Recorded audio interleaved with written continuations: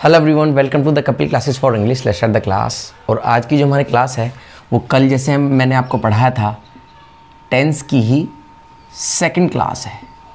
Part 1 में आपको पढ़ा चुका हूँ जिसमें तीनों परफेक्ट, तीनों कंटिन्यूअस और तीनों परफेक्ट मैंने आपको पढ़ाए हैं।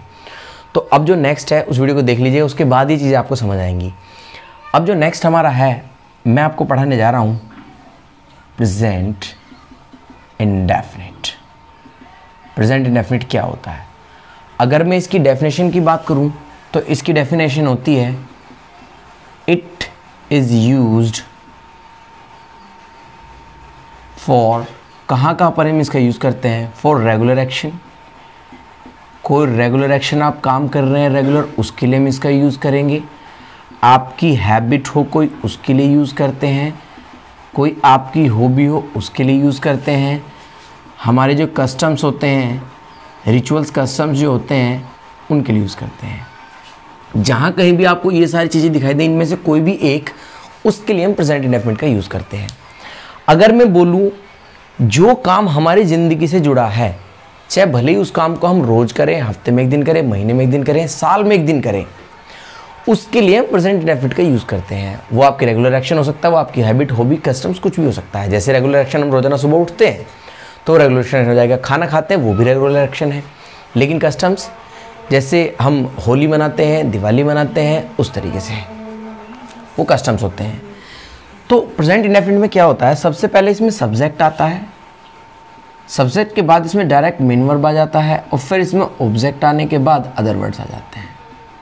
ठीक है। और याद रखना, अगर यही स्ट्रक्चर इसमें सिंगुलर के लिए बोलूँ, ये वाला स्ट्रक्चर होता है आई के लिए और प्लूरल के लिए। लेकिन अगर यही स्ट्रक्चर में सिंगुलर के लिए बोलूँ तो सब्जेक्ट आएगा और मेन वर्ब जो होगी उसमें एस और एस ऐड हो जाता है, प्लस ऑब्जेक्ट। बस कुछ नहीं होना, सिंगुलर के साथ एस और एस ऐड कर देते हैं हम, और कुछ नहीं होना इसमें। ये थोड़ा सा रूल आपको चेंज करना, देखना पड़ेगा इसमें। अगर इसी को मुझे नेगेटिव में बनाना है तो सब्जेक्ट आता है और डू नोट आएगा, क्योंकि नोट अकेला आता नहीं है, और डज नोट आएगा। आई मीन टू से सिंगुलर के लिए डज नोट आएगा और प्लूरल के लिए डो नोट आएगा। फिर मेन वर्ब आएगा और मेन वर्ब के बाद ऑब्जेक्ट आ जाएगा। अब एक बात आप ध्यान रखेंगे, एस और एस, डू में एस यहाँ लग चुका है तो आप यहाँ दोबारा एस और एस मत लगाना। एक बार जब एस और एस यहाँ लग गया, इसी से कट के एस और एस यहाँ लगाया, तब ये डज बना है। और वही अगर इंटेरोगेटिव बनाना है तो इंटेरोगेटिव में डू डज पहले आ जाएगा, फिर सब्जेक्ट आएगा, फिर मेन वर्ब आएगा, फिर ऑब्जेक्ट आएगा, लास्ट में क्वेश्चन वर्ड आ जाएगा। बट डबल इंटेरोगेटिव लगाना तो ये लगा देना, ये तो मैं बता ही चुका हूँ उस कैटेगरी में आपको, जब से पहले पढ़ाई है। अब देख लेते हैं कौन कौन से सेंटेंसेस है। कुछ जैसे I get up at 6 AM। मैं रोजाना 6 AM में 6 बजे उठता हूँ। अभी आपका रेगुलर एक्शन भी हो सकता है या आपकी हैबिट हो सकती है। जैसे why don't you speak English, आप इंग्लिश क्यों नहीं बोलते? ये क्वेश्चन पूछने के लिए है। जैसे डज ही डू जॉब, क्या वह जॉब करता है? या डू का मतलब करने से है। जैसे बोल सकते हैं where does he lives in Delhi, यानी कि दिल्ली में वो कहाँ रहता है। अब एक चीज़ का आप ध्यान रखेंगे, देखिए कई बार क्वेश्चन में ऐसा आ जाता है, एरर अगर एग्जाम में देख रहे हैं तो इस तरीके का आ जाता है, वे 2 बार एस और एस लगा देते हैं।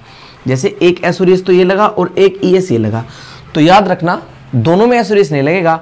और जो वर्ड पहले आएगा, ये हेल्पिंग में पहले आई है तो हेल्पिंग में एस और एस लगेगा, तो यहाँ एस और एस नहीं लगाएंगे, where does he live in Delhi आएगा इस तरीके से। जैसे डू यू स्पीक इंग्लिश, क्या आप इंग्लिश बोलते हैं? तो इस तरीके से हम इसका यूज़ करेंगे। तो ये है हमारा प्रेजेंट इंडेफिनिट। बहुत छोटा सा, बहुत आसान सा टॉपिक है। कुछ नहीं करना, केवल आपको सब्जेक्ट, मेन वर्ब, ऑब्जेक्ट लगा देना है। क्वेश्चन वगैरह लगाने हो तो इस तरीके से लगाते हैं। नेक्स्ट अगर मैं बात करूं तो नेक्स्ट मैं बात करूंगा, मिटाई देता हूं इसे। नेक्स्ट अगर मैं बात करूं तो नेक्स्ट टॉपिक है हमारा प्रेजेंट परफेक्ट। बहुत अच्छा टॉपिक है, इसे आप ध्यान से समझना। प्रेजेंट इंडेफिनिट तो थोड़ा आसान ही था। नेक्स्ट आता है हमारा प्रेजेंट परफेक्ट। प्रेजेंट परफेक्ट में क्या होता है? अगर मैं प्रेजेंट परफेक्ट की बात करूं तो इसमें क्या होता है, इसकी डेफिनेशन होती है एक्शन जस्ट डन, काम हो चुका है या फिर नॉट डन येट, या तो काम हो चुका है या फिर काम नहीं हुआ है, उसके लिए हम प्रेजेंट परफेक्ट का यूज करते हैं। या फिर इसकी एक डेफिनेशन हो रहा है इन द होल लाइफ, यानी कि लाइफ में कभी भी। और एक चीज और याद रखना, इसमें आप टाइम मेंशन नहीं कर सकते हैं। इस स्ट्रक्चर के साथ यानी कि प्रेजेंट परफेक्ट के साथ आप टाइम ऐड नहीं करेंगे। वो अब हम बताएंगे कैसे। इसका स्ट्रक्चर क्या होता है, सबसे पहले इसमें सब्जेक्ट आता है, फिर इसमें या तो हैज आएगा, आपको पता ही है सिंगुलर के लिए हैज आता है, आई प्लूरल के लिए हैव आता है, वर्ब थर्ड फॉर्म आ जाती है, नोट लगाना है तो हेल्पिंग के बाद नोट आ जाएगी, हर बार रिपीट करने की जरूरत नहीं है मुझे, ठीक है। जैसे I have just done my work, मैं अपना काम कर चुका हूँ। जैसे क्या आपने ब्रेकफास्ट कर लिया, have you eaten your breakfast, क्या आपने अपना ब्रेकफास्ट कर लिया है। जैसे इंडिया मैच जीत गई है तो हम बोल सकते हैं India has won the match, India match जीत गई है। हमें आज़ादी मिल चुकी है, we have got the freedom. अब ये सेंटेंस बिल्कुल करेक्ट है, लेकिन अगर हम ये सेंटेंस लिख देते हैं यहां पर, we have got the freedom in 1947, तो अब ये सेंटेंस गलत हो जाएगा। तो आपको टाइम मेंशन नहीं करना है, इसके लिए मैं आपको पढ़ाऊंगा वो स्ट्रक्चर कौन सा होता है जो जिसमें टाइम ऐड हो जाता है, चाहे वो बात कभी की भी हो, लेकिन आप उसमें टाइम ऐड नहीं करेंगे। हमारे मिल चुके हैं, बिल्कुल ठीक बात है, लेकिन आप इसमें टाइम ऐड नहीं करेंगे। टाइम ऐड करते ही ये दूसरी कैटेगरी में पहुंच जाता है, वो जो मैं आपको भी पढ़ाने वाला हूं, ठीक है। तो कभी भी बोल सकते हैं, वो जरूरी नहीं है कि आप इसमें टाइम बताएं, बिना टाइम के बोल सकते हैं। जैसे I have gone to Mumbai, मैं मुंबई जा चुका हूं। अब कब गए हैं उससे कोई मतलब नहीं है मेरा। तो ये था हमारा प्रेजेंट परफेक्ट। क्वेश्चन वगैरह पूछ रहे हैं तो ये लगा सकते हैं what have you done today, आपने क्या किया है, आपने क्या कर दिया। व्हाट हैव यू डन, आपने क्या कर दिया, ठीक है। इस तरीके से बस टाइम ऐड नहीं करेंगे। तो ये है हमारा प्रेजेंट परफेक्ट के बारे में। अब छोटा सा एक रूल है जो मैं आपको बताना चाहूँगा प्रेजेंट परफेक्ट को लेकर के, जो कि टाइम एक्सप्रेशन और पॉइंट ऑफ टाइम से रिगार्डिंग है। जैसे कि यूजुअली मैंने आपको बताया था कि टाइम एक्सप्रेशन चेंज कर देता है किसी भी टेंस, किसी भी सेंटेंस के टेंस को चेंज कर देता है। इसी तरह से आप एक बात ध्यान रखना, यदि किसी भी इंडेफिनिट के साथ टाइम एक्सप्रेशन दिया हो, टाइम एक्सप्रेशन क्या होता है वो मैंने आपको बताया था, action continue with time and time start from past. अगर किसी भी इंडेफिनिट के साथ टाइम एक्सप्रेशन दिया हो तो चेंज इनटू परफेक्ट, यानी कि इसे हम परफेक्ट में चेंज कर देते हैं। अब मैंने उसी तरह जिस तरह कंटिन्यूअस आपको पढ़ाया था, चाहे वो प्रेजेंट कंटिन्यूअस हो, पास्ट कंटिन्यूअस हो, फ्यूचर कंटिन्यूअस हो, परफेक्ट में बदल देते हैं। अब चाहे वो प्रेजेंट इंडेफिनिट हो, पास्ट इंडेफिनिट हो, फ्यूचर इंडेफिनिट हो, उसको इसी की तरफ से बदल देंगे। जैसे बहुत पॉपुलर सेंटेंस है, यूजुअली हर कोई मैंने देखा है बहुत टीचर्स को जो पढ़ाते हैं, बहुत पॉपुलर सेंटेंस है। जैसे मैं आपको जानता हूँ, आई नो यू, बिल्कुल करेक्ट सेंटेंस है, प्रेजेंट इंडेफिनिट का है। लेकिन अगर आप ये बोलने जा रहे हैं मैं आपको 2015 से जानता हूँ, आई नो यू सिंस 2015, तो अब सिंस 2015 क्या हो गया है, ये हो जाता है टाइम एक्सप्रेशन। तो जब ये टाइम एक्सप्रेशन हो जाता है, टेंस कौन सा है, इंडेफिनिट है। अगर इंडेफिनिट के साथ हमें टाइम एक्सप्रेशन दिया होता है, इसे परफेक्ट में बदल लेंगे। तो ये प्रेजेंट इंडेफिनिट है, क्योंकि वर्ब की फर्स्ट फॉर्म आई है तो प्रेजेंट इंडेफिनिट होगा, तो अब इसे हम परफेक्ट में बदलेंगे। तो यहाँ आई नो की जगह हम क्या कर देंगे, I have known you since 2015। जैसे यूजुअली हम बोलते हैं मुझे बुखार है, आई हैव फीवर। लेकिन अगर इसी सेंटेंस को मैं ये बोलने जा रहा हूँ कि मुझे 2 दिन से बुखार है, तो मैं बोलूँगा, यूजुअली हम ऐसा बोलते हैं I have fever for 2 days। आमतौर पर हम ऐसा बोलते हैं, लेकिन ये करेक्ट नहीं माना जाता। करेक्ट होगा, अब क्योंकि फॉर 2 days क्या होता है, फॉर 2 days है टाइम एक्सप्रेशन। अब जब भी टाइम एक्सप्रेशन है इंडेफिनिट है, क्योंकि सब्जेक्ट के बाद डायरेक्ट मेन वर्ब की सेकंड फर्स्ट फॉर्म आ रही है। जब भी सब्जेक्ट के बाद मेन वर्ब की फर्स्ट फॉर्म आ जाए तो वो इंडेफिनिट कहलाया जाता है, जैसे कि रूल में मैंने आपको बताया था। तो I have fever for 10 years, अब इसे हमें परफेक्ट में बदलना पड़ेगा। तो परफेक्ट में बदलने क्या करना पड़ेगा, I have action third form लगानी पड़ेगी। तो आई हैव लगाइए, ये तो होता है हेल्पिंग वर्ब, आई हैव होता है हेल्पिंग वर्ब। अब इसकी यहां पे थर्ड फॉर्म लगानी पड़ेगी हमें। थर्ड फॉर्म क्या हो जाएगी, had. I have had fever for 2 days। थोड़ा सा बिल्कुल कंफ्यूज होने, कुछ बच्चे कंफ्यूज होते हैं सर 2 बार हैव हैड कैसे आ सकता है यहाँ पर। तो वो ये है कि ये वाला हैव जो है ये वाली कैटेगरी नहीं है, ये वाला हैव तो प्रेजेंट परफेक्ट की जो हेल्पिंग वर्ब है वो है, और ये जो हैड आया है ये इस हैव की थर्ड फॉर्म है। अभी तो आप देखेंगे 2 बार हैड भी एक साथ आ जाता है। तो यहां पर हमें देखना पड़ेगा किसी भी इंडेफिनिट के साथ अगर हमें परफेक्ट दिया हो तो उसको हम किसे बदलते हैं, सॉरी किसी भी इंडेफिनिट के साथ अगर हमें टाइम एक्सप्रेशन दिया हो तो उसे हम परफेक्ट में बदलते हैं। ये रूल था हमारा टाइम एक्सप्रेशन का इंडेफिनिट के साथ। तो आपकी 2 कैटेगरी हो चुकी हैं, प्रेजेंट इंडेफिनिट और प्रेजेंट परफेक्ट। और अगर हाँ मैंने आपको बता चुका हूँ, हर क्लास में बताता ही हूँ, अगर आप हमारे लाइव क्लास ज्वाइन करना चाहते हैं तो इस नंबर पर कॉल कीजिए और बैचेस आपको आपके टाइम के अकॉर्डिंग मिल जाएंगे। चाहे आप स्पोकन क्लास ज्वाइन करना चाहते हो, अंग्रेजी बोलना चाहते हो तब भी, और ग्रामर एनडीए सीडीएस एसएससी वगैरह का आपका एग्जाम है उसके लिए भी आप कॉल कर सकते हैं, उसके लिए भी क्लास होती है। दोनों चीज़ें हैं यहाँ पर, अंग्रेजी बोलना सीखिए, स्पोकन भी और एज वेल एज ग्रामर भी। अब नेक्स्ट हम पढ़ते हैं बहुत ही इंपॉर्टेंट, जिसमें बहुत कंफ्यूज होते हैं बच्चे, पास्ट इंडेफिनिट और पास्ट परफेक्ट। पास्ट इंडेफिनिट और पास्ट परफेक्ट, इसमें कंफ्यूज बहुत होते हैं, बड़े ध्यान से समझना आप इसको। पास्ट इंडेफिनिट और पास्ट परफेक्ट में क्या अंतर होता है, देखिए अगर मैं सबसे पहले दोनों की डेफिनेशन की बात करूं तो दोनों की डेफिनेशन ये कहती है एक्शन डन इन पास्ट, यानी कि दोनों के दोनों में जो काम है वो पास्ट में हुआ है। लेकिन अंतर क्या होता है, अगर मैं पास्ट इंडेफिनिट की बात करूं तो इसे मैं लिखूंगा it is usually used for single action, यानी कि ये जो है ये सिंगल एक्शन के लिए हम इसका यूज करते हैं। यानी कि अगर आपको सिंगल एक्शन मिले पास्ट में तो उसके लिए हम पास्ट इंडेफिनिट का यूज करते हैं। और पास्ट परफेक्ट का यूज कहाँ करते हैं, इसका यूज हम करते हैं it is usually used for double action, यानी कि जब पास्ट में 2 एक्शंस हुए हों तो उसके लिए हम पास्ट परफेक्ट का यूज करते हैं। और एक बात, टाइम गैप जनरेटेड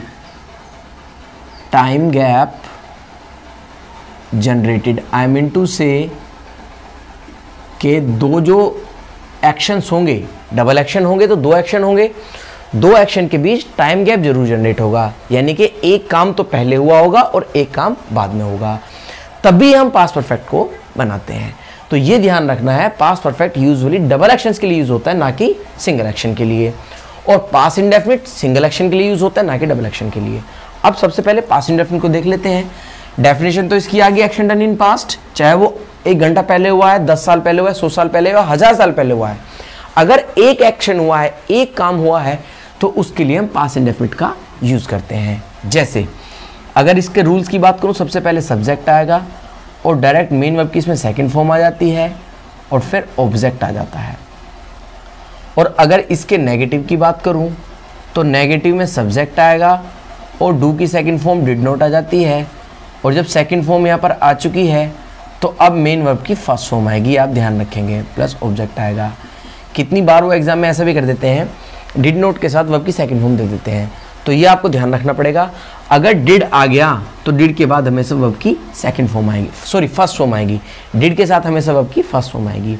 इंटरोगेटिव बनाना होगा तो डिड पहले आ जाएगा, फिर भी फर्स्ट फॉर्म आएगी, डिड सब्जेक्ट मेन वर्ब, मैं बता ही चुका हूँ, बार बार बताने की जरूरत नहीं है।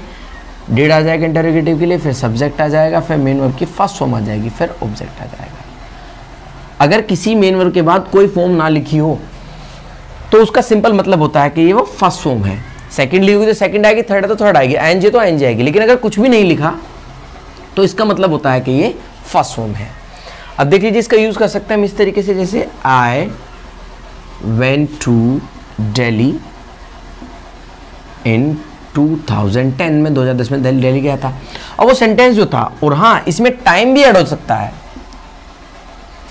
इसमें टाइम ऐड हो भी सकता है, नहीं भी। जैसे अभी मैंने प्रेजेंट परफेक्ट में बताया था टाइम ऐड नहीं कर सकते हैं, वो टाइम ऐड आप इसमें कर सकते हैं। जैसे वही सेंटेंस में दोबारा लिखूंगा, वी गॉट फ्रीडम इन 1947, हमें 1947 में आज़ादी मिली थी। तो यहां पर ये स्ट्रक्चर सही माना जाएगा, वी हैव गोट लगा नहीं आएगा, क्योंकि यहां टाइम ऐड हो गया। टाइम ऐड होते ही वो पास्ट इंडेफिनिटिव बन जाता है। जैसे when did you get married, आपकी शादी कब हुई थी। अब आप ये मत सोचना सर डिड के साथ यहां पर तो आपने सेकंड फॉर्म लगा दी है। देखिए गेट एक ऐसा वर्ड होता है, उसके बाद अगर कोई वर्ब आएगी तो उसके बाद हमेशा सेकंड फॉर्म आती है। वो गेट की क्लास का लिंक मैंने आपको डिस्क्रिप्शन बॉक्स में है, आप उसे देख सकते हैं, आपको समझ आ जाएगा गेट का पर्टिकुलर कॉन्सेप्ट क्या होता है। क्योंकि डिड के साथ मेन वर्ब तो गेट है ना, तो गेट तो फर्स्ट फॉर्म है, इसके साथ थर्ड फॉर्म आती है, तो ये थर्ड फॉर्म अलग है। तो फिलहाल ये देखते हैं, when did you get married, married he आएगा, ध्यान रखना। गेट तो फर्स्ट फॉर्म आ चुकी है इसके हिसाब से, डिड के हिसाब से। जैसे why did you not help me on Sunday, Sunday को आपने मेरी मदद क्यों नहीं की थी। तो इस तरीके से आ जाएगा। बस नेगेटिव इंटेरोगेटिव बनाना तो इस तरीके से बना सकते हैं हम। और अगर मैं पास्ट परफेक्ट की बात करूं तो इसका जो स्ट्रक्चर होता है, पास्ट परफेक्ट का जो स्ट्रक्चर होता है वो ये है, इसमें सब्जेक्ट आएगा, फिर हेड आता है, फिर इसमें वर्ब की थर्ड फॉर्म आती है, और फिर इसमें ऑब्जेक्ट आ जाता है। जैसे अब ये डबल एक्शन के लिए यूज होता है, सिंगल एक्शन के लिए यूज नहीं होता है। तो इसमें याद रखना पड़ेगा, एक तो होगा अर्लियर एक्शन, यानी कि अर्लियर एक्शन से मेरा मतलब है एक तो होगा पहले होने वाला कार्य, जो पहले हुआ होगा, एक तो होगा वो काम, और एक होता है लेटर एक्शन, यानी कि बाद में होने वाला कार्य। एक होता है अर्लियर एक्शन, एक होता है लेटर एक्शन, यानी कि बाद में होने वाला कार्य। तो जो बाद में होने वाला कार्य होगा, दो एक्शंस होंगे, टाइम गैप जनरेट होगा, एक पहले होने वाला काम, एक बाद में होने वाला काम। जो पहले होने वाला कार्य होगा उसे तो हम बनाएंगे पास्ट परफेक्ट में, यानी कि जो पहले एक्शंस होगा वो तो बनेगा पास्ट परफेक्ट में, और जो दूसरा होगा वो बनेगा पास्ट इंडेफिनिट में। ये आप ध्यान रखेंगे, इन चीज़ों का आप ध्यान रखेंगे। जो पहले होने वाला काम होगा वो होगा पास्ट परफेक्ट में, जो बाद में होने वाला काम होगा वो बनेगा पास्ट इंडेफिनिट में। जो पहले लिखा गया है वो नहीं, जो पहले हुआ है वो। जैसे बहुत पॉपुलर सेंटेंसेस हैं, आपने सुने ही होंगे, जैसे मेरे जाने से पहले ट्रेन निकल चुकी थी, वही मैं सबसे पहला एग्जांपल बता रहा हूँ। मेरे जाने से पहले ट्रेन निकल चुकी थी, तो मेरे जाने से पहले ट्रेन निकल चुकी थी, यानी कि जब तक मैं पहुंचा तब तक ट्रेन जा चुकी थी। तो पहले दो काम हुए, एक तो मेरा जाना, एक ट्रेन का निकलना। तो मेरे जाने से पहले ट्रेन निकल चुकी, यानी कि ट्रेन पहले निकल चुकी थी और मैं बाद में पहुंचा, यानी कि तो पहले काम कौन सा हुआ, ट्रेन का निकलना। तो आ जाएगा द ट्रेन हैड, लेफ्ट लगा लो या गोन लगा लो, कोई दिक्कत नहीं है, बिफोर आई वेंट, मेरे जाने से पहले ट्रेन निकल चुकी थी। यूजुअली हम ऐसा बोलते हैं कि पापा के आने से पहले मम्मी खाना बना चुकी थी, तो इसे हम बोलेंगे mother had cooked food before father came, पापा के आने से मम्मी खाना बना चुकी थी। तो पहले काम क्या हुआ, पापा बाद में, पहले मम्मी खाना बना चुकी है, ठीक है। और अगर इसी को ही मुझे आफ्टर के बाद बनाना हो, ये तो बिफोर है, एक बात ध्यान रखना, जो बिफोर होता है, बिफोर से पहले तो आता है पास्ट परफेक्ट, ठीक है, और बाद में आता है पास्ट इंडेफिनिट। पहले आएगा पास्ट परफेक्ट, बाद में आएगा पास्ट इंडेफिनिट। और अगर यही सेम स्ट्रक्चर में आफ्टर के बाद लगा देता हूं, तो आफ्टर से पहले आएगा पास्ट इंडेफिनिट, मीनिंग लगभग सेम ही रहेगा, और बाद में आएगा पास्ट परफेक्ट, ठीक है। जैसे इसका एक एग्जांपल मैं ले सकता हूं, अगर एग्जांपल मैं बताऊं तो एग्जांपल इस तरीके का हो सकता है, जैसे इसी को पापा के आने से पहले मम्मी खाना बना चुकी थी। अगर इसी को मुझे आफ्टर के साथ बनाना है तो बनाएंगे mother cooked food after father had come. ठीक है, मीनिंग लगभग एक सही रहता है, बस ये ध्यान रखना बिफोर से पहले पास्ट परफेक्ट, बाद में पास्ट इंडेफिनिट, आफ्टर से पहले पास्ट इंडेफिनिट, आफ्टर के बाद पास्ट परफेक्ट। तो इस तरीके से। और दूसरा, जरूरी नहीं होता कि हर बार आपको आफ्टर बिफोर ही दिया हो, ऐसा जरूरी थोड़ी होता है कि हर बार आपको आफ्टर बिफोर ही दिया हो। कई बार ऐसा हो सकता है कि आपको अकॉर्डिंग टू सेंस देखना पड़े, आफ्टर बिफोर हो ही ना।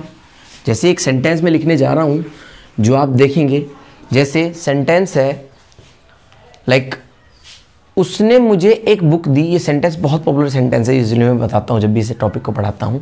उसने मुझे एक बुक दी जो उसने एक हफ्ते पहले खरीदी थी। तो सेंटेंस है उसने मुझे एक book the, he gave me the book which he bought a week ago। यानी कि जो बुक उसने एक हफ्ते पहले खरीदी थी उसने मुझे वो बुक दी। अब सेंटेंस देखने में तो ठीक सा लग रहा है क्योंकि दोनों में सर है, ही गेव मी द बुक, उसने मुझे बुक दी जो उसने एक हफ्ते पहले खरीदी थी। लेकिन अगर रूल्स के हिसाब से जाते हैं, स्पीकिंग में चल जाएगा, लेकिन जब कंपटीशन में जाना तो इस चीज को समझना पड़ेगा। जैसे अब देखिए दो काम हुए यहां पर, एक काम हुआ बुक को खरीदना और एक काम हुआ बुक का देना। तो पहले उसने बुक खरीदी या पहले दी? पहले खरीदी होगी तभी तो मुझे देगा वो। तो पहले काम हुआ बुक का खरीदना, देना बाद की बात है। तो बोलेंगे he gave me the book which he bought, नहीं which he had bought a week ago. इस तरीके से हम इसका यूज करेंगे। जैसे his father told me that he went to Delhi. उसके पापा ने मुझे बताया कि वो दिल्ली जा चुका था। यानी कि पहले वो दिल्ली गया, उसके बाद उसके पापा ने मुझे बताया। तो बोलेंगे his father told me that he had, फिर आ जाएगा गोन टू दिल्ली। यानी कि पहले वो दिल्ली गया, उसके बाद उसके फादर ने मुझे बताया। ठीक है, एक और हो सकता है I found that I lost my pen. मुझे पता लगा कि मैंने अपना पेन खो दिया, मेरा पेन खो चुका है। तो दो काम हुए, एक तो मुझे पता लगना और एक पेन का खोना। तो अगर पेन गिरा साथ साथ पता लग गया तो शायद वो पेन खोआ नहीं है, लेकिन कोई टाइम गैप जनरेट हुआ होगा। पहले पेन खोआ है, उसके बाद पता लगा हुआ है।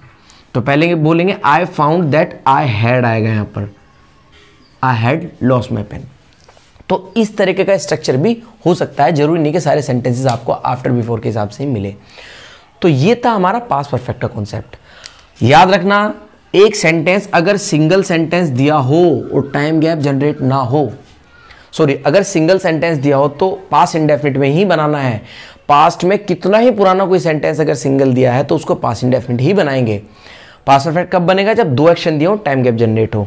कभी कभी ऐसा भी हो सकता है he came and he talk to me. वो आया और उसने मुझसे बात की। He came and he talk to me.